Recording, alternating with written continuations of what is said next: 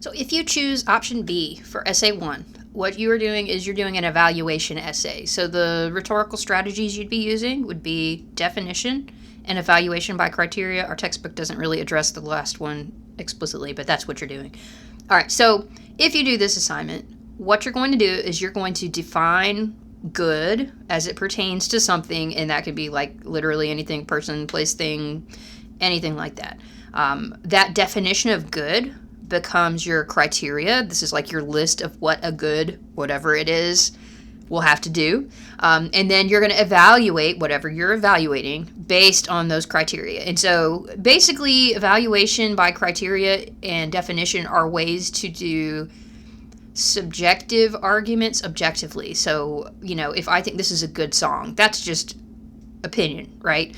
And it's totally subjective. But if I take the time to say, a good song is going to do X, Y, and Z, and then I explain how that song I'm saying is the best song ever very well does X, Y, and Z, what I have done is I've taken something that is an opinion and I've made it more objective because I've been explicit about how I'm judging it. Someone might be like, yeah, well, I don't like that song. I like this other song better.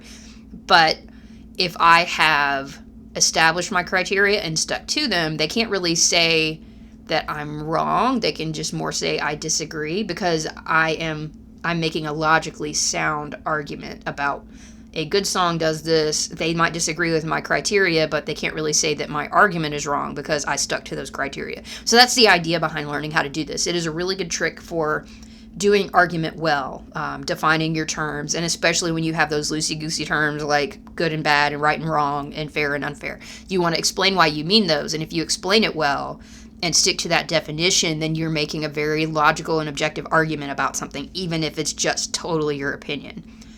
So if you are thinking about doing this assignment, the overall steps you're going to follow, you're going to make it clear who you're evaluating this for and in what situation. Also, what you're evaluating. So you need to establish that early on, and I'll give you some examples in a second. You want to establish, what do you mean by good? You want to come up with like somewhere probably between 2 and 4 things that a good, whatever this is going to have or do.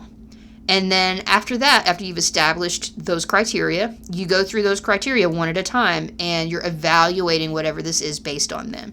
So some examples just to make it click a little better.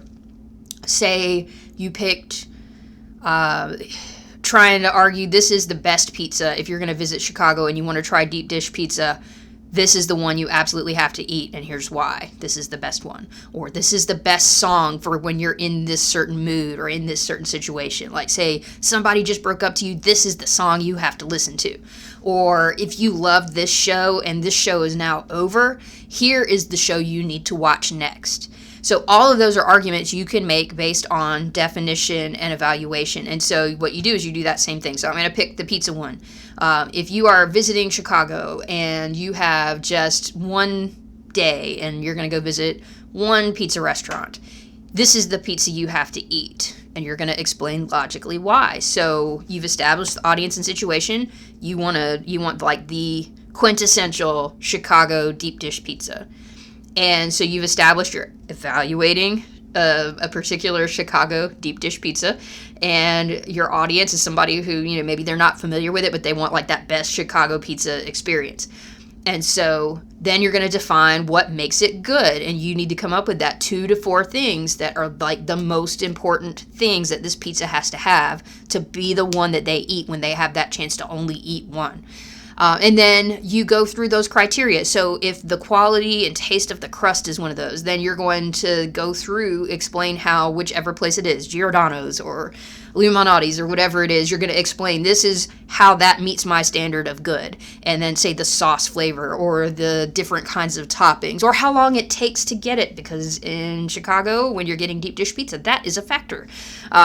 All of those things, you would go through them one at a time and evaluate that pizza so you can make the argument of why someone should choose this one. You could also flip this around and you could have your definition of good and use this to say why something is bad. So like going back to our example, this is why you should not eat this pizza even though everybody says you should.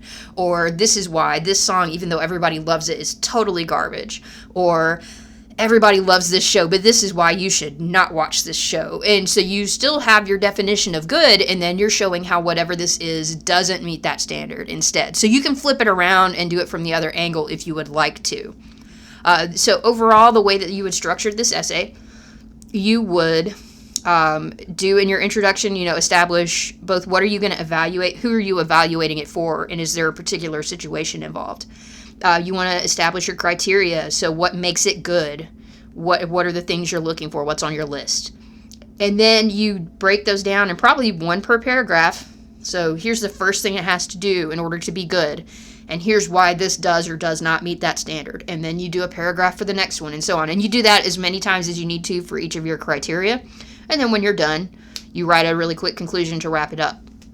You can also kind of move that criteria discussion into your introduction. Just mention your criteria at the beginning. Like, say if I'm using that Chicago deep dish thing, and my criteria were like crust and toppings and wait time, if those were my three things, I could either have a whole paragraph like it's written here where I explain what each of those is and why they matter, or I can just mention them briefly in that introduction and then explain why they matter as I evaluate based on each one. So here's why the crust matters, and you explain it, and then you go into whether the crust is good or bad at this particular place.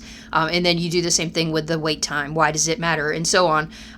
So you can either move all of your criteria discussion to right after your introduction, or you could break it up and do your justification along the way. Just kind of preview those criteria in your introduction. Because the whole idea of this assignment, to be objective, you need to make it clear what you're looking for from the start. Because if you don't say up front what you're looking for, it feels like you're kind of making it up as you go along. But if you say right at the beginning, these are the three things I'm considering when I make this recommendation to you about which pizza place to go to, it seems more objective. And even if you did not come up with those three things until you were done with the paper and then you went back and put them in the introduction, it still looks like you were being objective because they are listed up front and then you stuck to them. It gives the appearance of objectivity, even if it's totally subjective.